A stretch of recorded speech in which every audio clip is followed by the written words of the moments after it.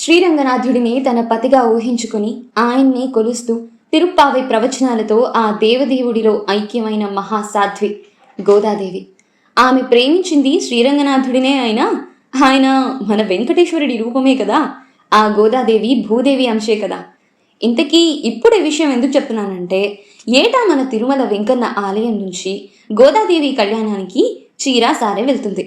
అలాగే శ్రీనివాసుని బ్రహ్మోత్సవాలకు శ్రీవిల్లి పుత్తూరు ఆలయం నుండి స్వామివారికి వస్త్రం పూలమాల వస్తుంది. శ్రీరంగంలో వెలసిన రంగనాథుడికి మన తిరుమల వెంకన్నకు విడదీయరాని అవినాభావ సంబంధం ఒకటుంది.